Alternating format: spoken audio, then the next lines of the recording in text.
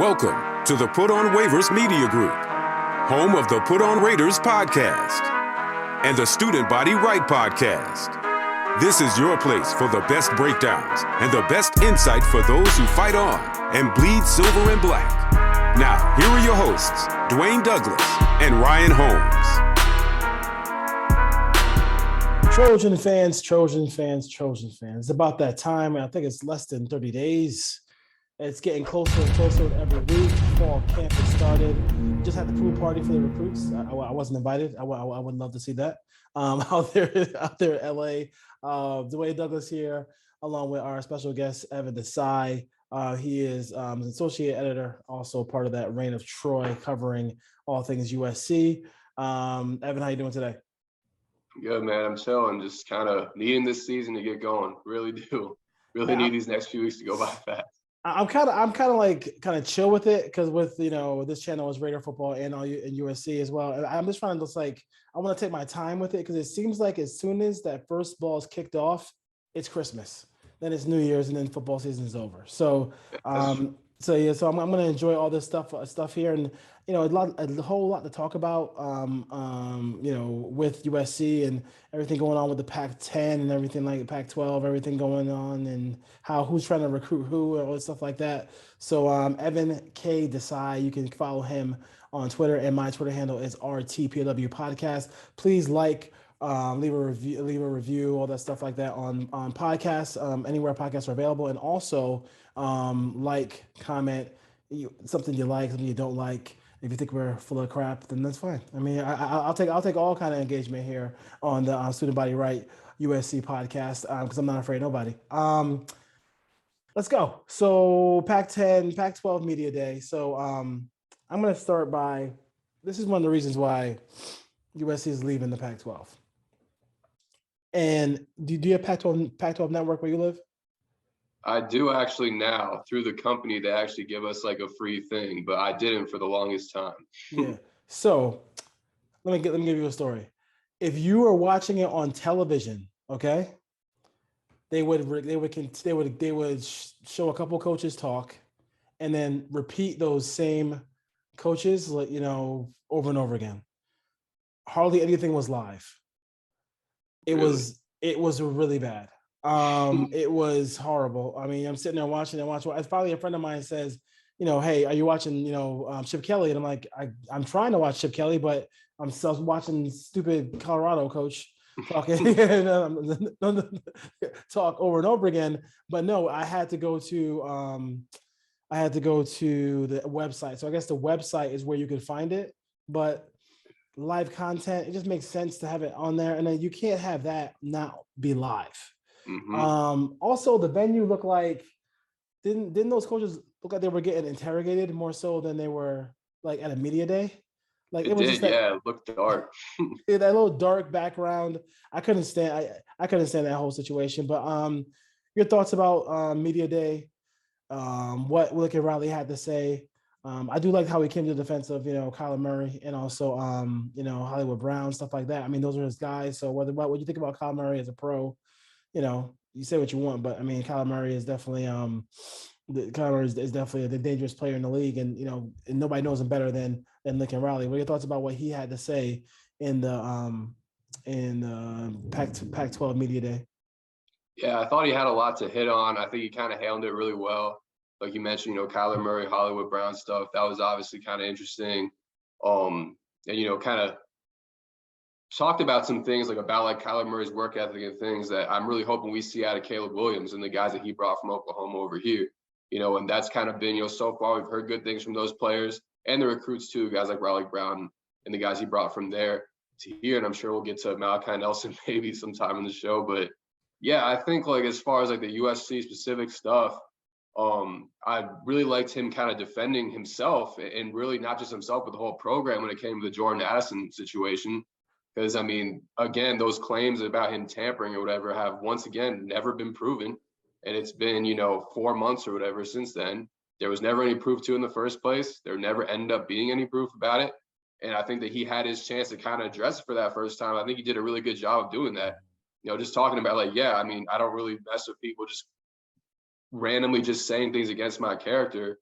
Yeah. And, he talked about, I'm doing this the same exact way I've done it ever since the start. And I get guys bought into the program, guys that want to be here, guys that want to be part of a blue blood and something special.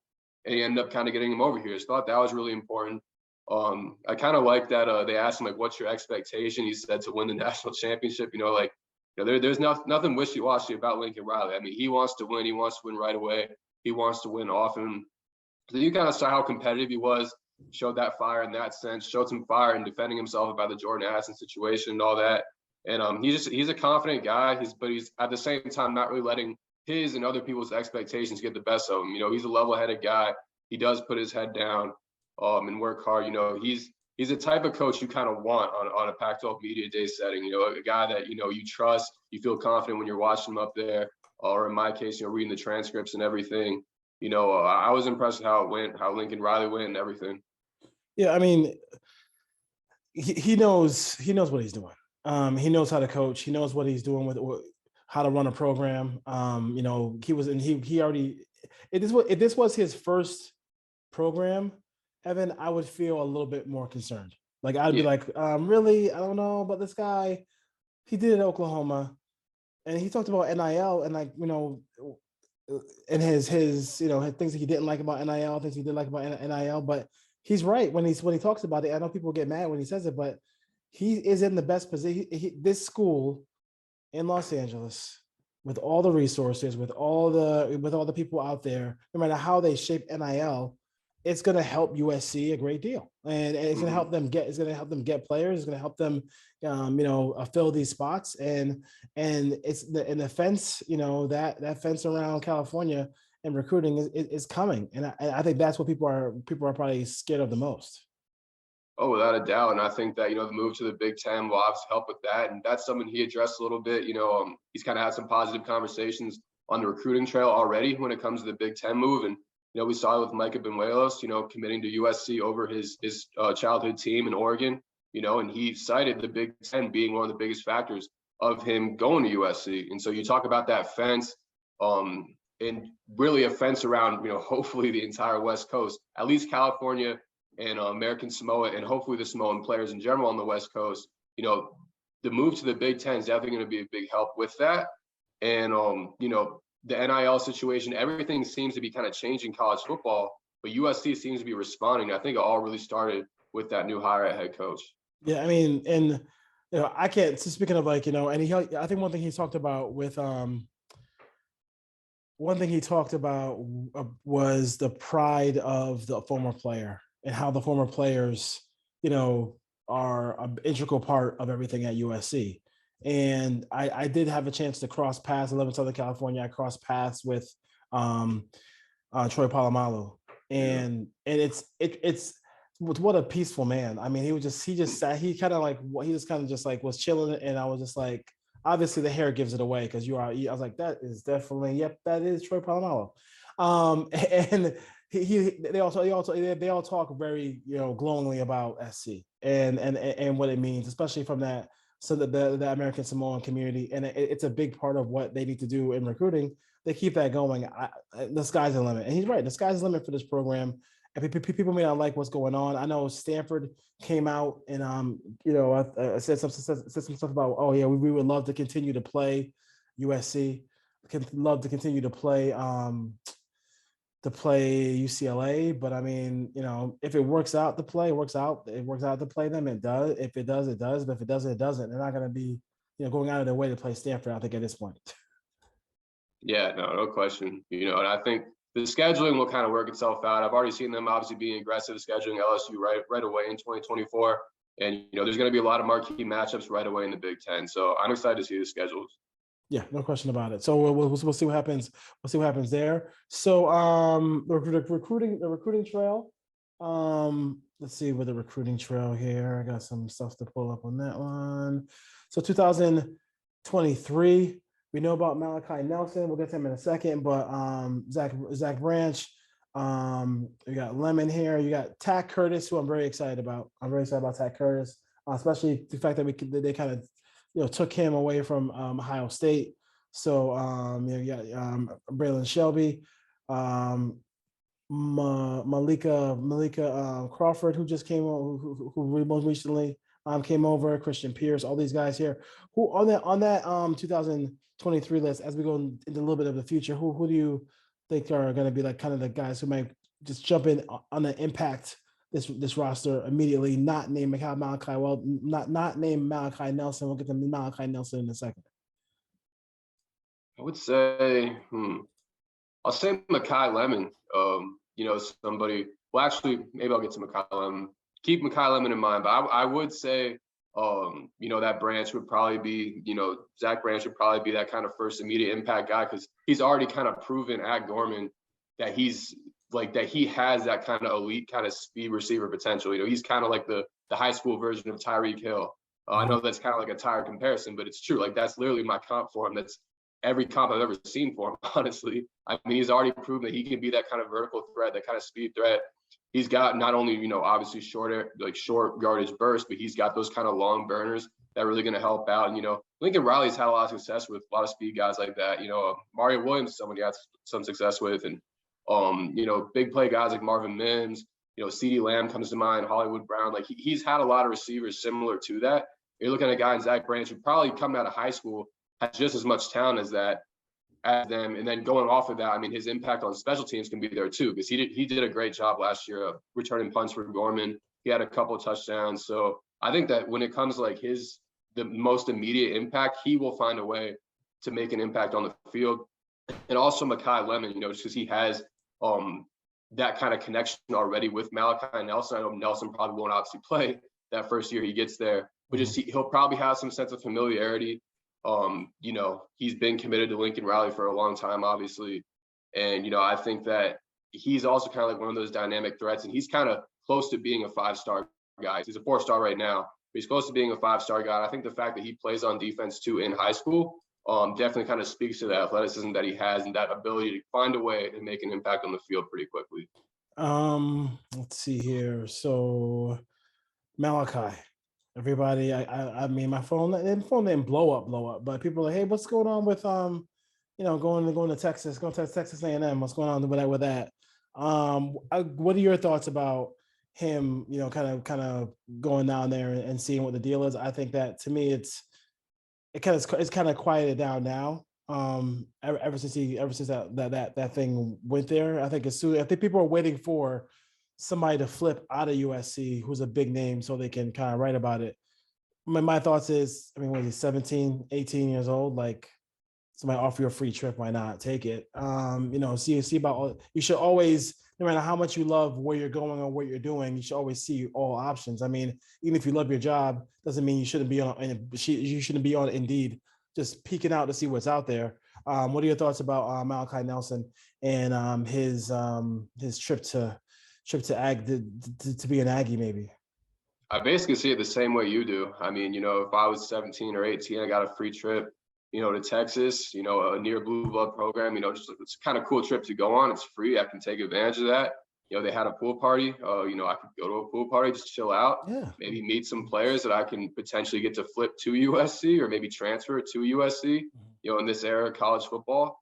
I mean, there's a lot of reasons why he would go on this trip without meaning that he definitely wants to be an Aggie, And the reality is, because you could look at it kind of two ways. You could say, well, he's already flipped from Oklahoma to USC, so he's clearly not opposed to, flipping a school. Yeah, exactly. But the reality is he flipped to Lincoln Riley. Like he proved in that, though, that he really wants to play for Lincoln Riley. He's committed to him twice now. So, I'm really not too worried about it. I will say that I would be more happy if my quarterback didn't take random unofficial visits, Yes. And I can't deny that. I mean, Texas A&M is an NIL giant. I mean, their collective is doing numbers right now. They're massive. Yeah. So in respect to them, I mean, they're doing it, they can do this right now. So they're really taking advantage of the NIL situation. So the thing that's like confusing is like, there's the report, his interest is real in Texas A&M. But if you read the whole quote from, it was Steve Wilfong of 24/7 Sports, the whole quote, he said before that, he said, I'm hearing from people that it's unlikely that it'll be very hard for Texas A&M to flip him from USC because he has interest with Lincoln Riley. and all that's there, and his Yeah. interest in just the program. Then he says, but I am told that he does have real interest. So yeah, he said that he has real interest, but he explained the entire time before that part of the quote that he does not think, and people around the program do not think they're going to be able to flip Malachi. So yeah, the interest is there. It should be there. A lot of NIL opportunities there. A coach just won a national championship. Yep. A good place to play ball at. They have a good fan base, all that. And like I said, it's not really a blue blood, but it's like a tier 2 program. Like it's a real program. But yeah, I think that some people are kind of looking a little bit too into it. And then like he posted those photos, like, oh, he's posting photos. Well, yeah, I mean, I would post photos too. It's a trip. It's a trip. Yeah. It's a trip. That's really my take on it. Yeah. My take on it too is like, I mean, he's not. If he was like a wishy-washy kid who was flipping program to program to program, it'd be a little bit more concerning. But he's following this head coach. He wants to be with his head coach. He realizes that, I mean, they're going to be the amount of talent he's going to be. I don't know. This is not to knock Texas A&M, because Texas A&M is, that coach is good. I mean, they're going to be really good. I mean, they're going to be a top 10 team for a long time. And like, they want to, especially with the Manning kid going to Texas, they want to be in the conversation for national championship. And those, NIL people out there, those collectives out there in the state of Texas, they're going to go after, they're going to do everything they can to get whoever they can to help them get to that point. But I just feel like, this is a whole thing that he just took a trip and that's it. The first time you see it, your USC heart stops just a little bit. But for the most part, I don't think I have to worry about that, him going anywhere. I think he's firm, solid, going to be the future USC for future USC quarterback. Speaking of USC and their former players, Tony Baselli, Hall of Fame. I want to say my favorite Tony Baselli moment was Monday Night Football. They're playing, I believe, the Dolphins. So he's going at it with Jason Taylor. I believe it's Jason Taylor. Just a great defensive end for the Dolphins, one of the best sack guys in the league. And the Jaguars run some, like, I don't know if it's whatever it was a big play. It could have been a running play, it could have been a screen pass, whatever. And they have a close-up of Tony Baselli telling him to come on. Come down the field because we just about to score. One of my favorite Tony Baselli moments in the NFL. But he's made the Hall of Fame. So shout out to Tony Baselli and his family. Your article. I'm gonna pull that up for a second because people got to know if I could find it. I just had it up. Oh, here it is. Oop. So your article on USC here, and you're talking about, the 3 players who you feel like can bring them to the national championship or that college playoff. Disappear. Can't do it. I can't let me do it. But you can go to reignoftroy.com and check that out, and also follow Evan for all the articles on USC.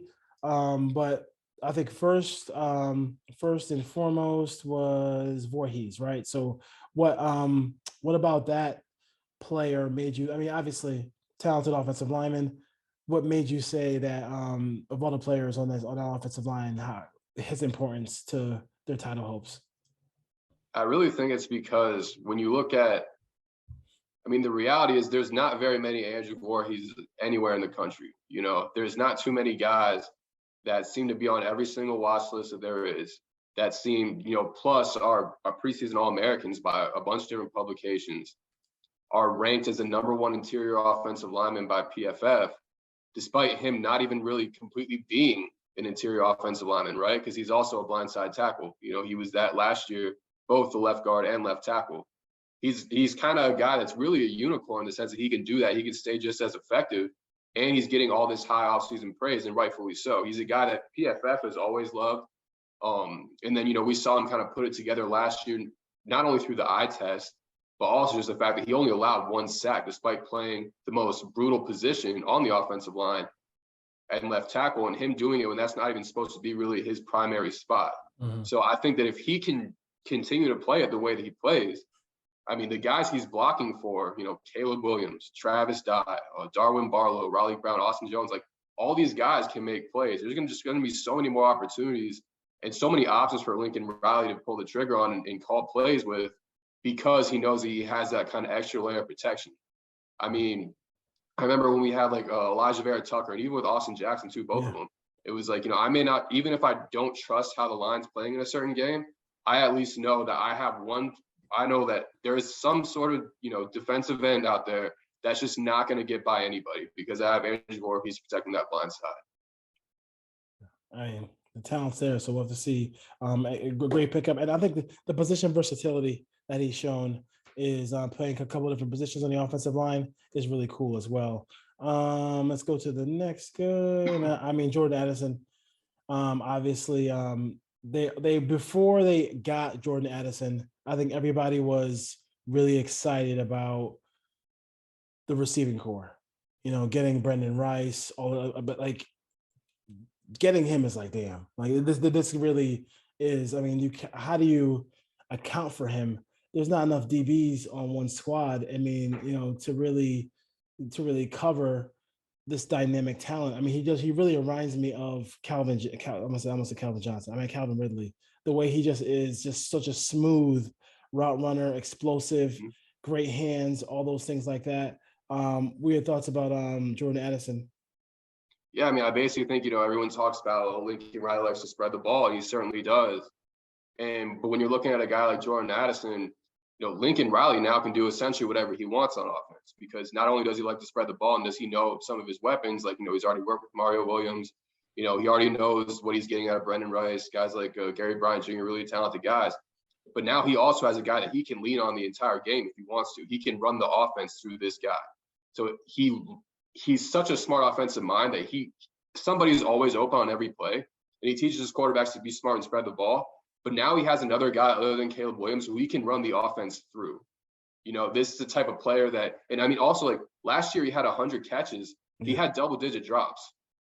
So he could have had even more, and he's probably going to have even more now that you're going from, with all due respect to Pat Narduzzi, you're going from Pat Narduzzi to the best offensive coach in America. Like he's going to be getting better. And the sky truly is the limit, because he had 100 catches, damn near 1,600 yards last year, 17 touchdowns, while he also dropped the ball 10 times. So I'm not trying to, say he has bad hands or whatever, but I'm just saying there still is room for improvement. And I see no reason why he can't get there. Yeah, no question about it here. The next guy is obviously the quarterback here, Caleb Williams. Love to hear that he dropped 2% body. I think he's on a 2% body fat. Looks very lean. Ready to go for the season. He's played for this coach. This was the biggest one we were waiting for, right? Of all the transfers, they kind of teased it for a long period of time, making us a little nervous. But once it got done, we know what Caleb Williams could do. This guy is a really talented quarterback, and we'll do a breakdown later this week on Caleb Williams on the Student Body Right USC podcast. Look at some film and kind of break him down a little bit, see what you can expect from him. But this guy is, a quarterback who can really, take USC to another level, and he's a possible Heisman candidate here. Oh, no question. I mean, the thing we already know how good he is. The interesting thing is that we actually kind of don't know how good he is, in the sense that he only played half a season last year. So, I mean, again, this is a guy who was, at a point last season, the leading Heisman contender. He didn't even play. He didn't even start until the second half of the year. So, I mean, he got so much better so quickly.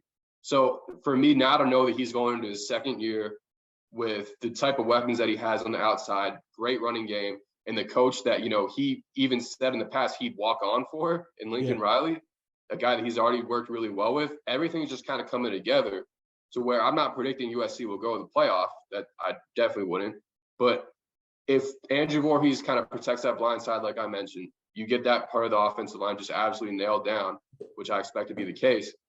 You have Jordan Addison, who he already has a connection with, being from the same area, a guy you can run the offense through. And then you have a quarterback who not only can run the offense through, but that knows how to improvise. The guy's just an elite talent and is already going to produce a lot because he's that type of talent.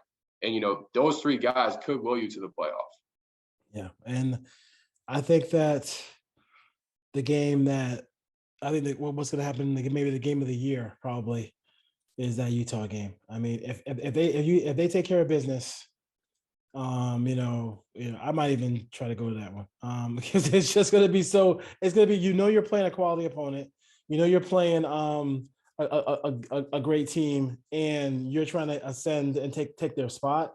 It just seems like a perfect spot, a perfect spot to go check that out.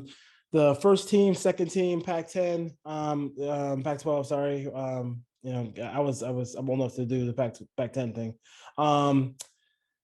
Caleb Williams got a spot for quarterback, and then second team running back is going to be Travis Dye, Jordan Addison, and Mario Williams, who I think both of those guys are having huge years for USC, and then Andrew Voorhees, therefore mentioned there on offense. Anybody in no surprises here, right? I mean, those guys. I don't think anybody else from the Trojans offense should have snuck in here. I think this is about right. Yeah, I think they hit it pretty well. I mean, those are obviously the studs. Those are the sure things. So they got those in there. I think there is potential for other guys to end up on that list, by the time the season ends. Mm-hmm. But, for now, I think they got those kind of, the most high impact of those key guys. I thought they did pretty well with that. Yeah, and Brett Nealon got to the second team as far as that on offense. And then let's go to defense before we get out of here. Defense, Thule is up there on the defensive line, and then on the second, Mekhi Becton is out there on the second team. I forgot his name. Who was the freshman DB? Good season last year. Kalen Bullock.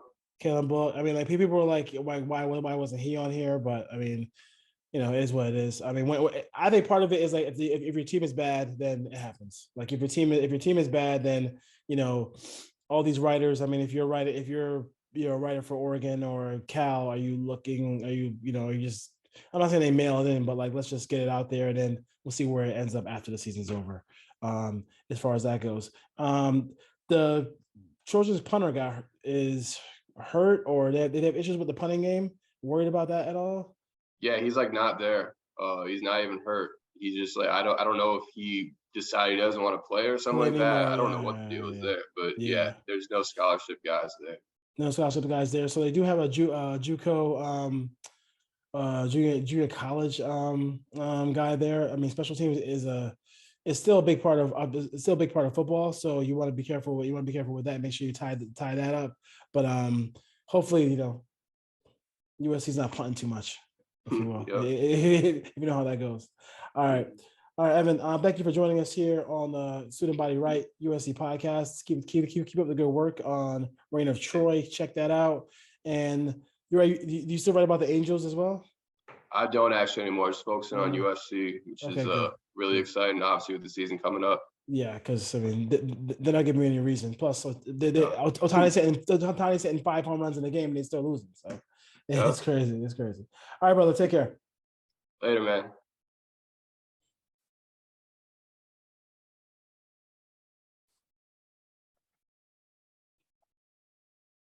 Cool. Evan Desai of the Reign of Troy. He's a writer there, associate editor as well. So good stuff from him about USC. And listen, SC has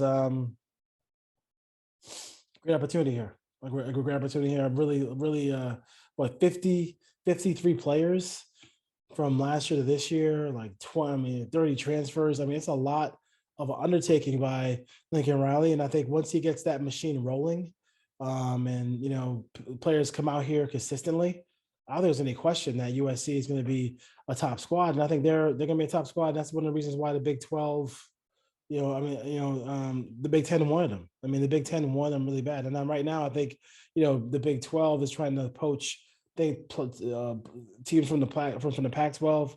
It happens. It might happen. It might not happen. But for the most part, I'm enjoying what I'm hearing. All things about the USC. We on this channel, you'll hear myself and Ryan Holmes talk about special teams. We respect special teams a great deal. And I am worried a little bit about the punting situation, but hopefully they'll figure that out. But defensively, I mean, they're in the recruiting, they're getting in the future, they're getting that beef that everybody wants up front on the offensive and defensive line. So we'll see if that continues out here in USC country. So Student Body Right, USC podcast, a bunch of different stuff for you this week. Breakdown of Caleb Williams, breakdown of Lincoln Riley, and then we might have another guest coming up this later in the week. But I'm promising 3 shows. The season's coming up. We're close to it. We're gonna get as much content out there as soon as possible. Camp has started. Fall camp has started for USC Trojans. So pads are on today. So we'll see. We'll see how they continue to make that progress toward what we hope is a step in the right direction as far as the college football playoff. All right, USC Trojans everywhere. Fight on.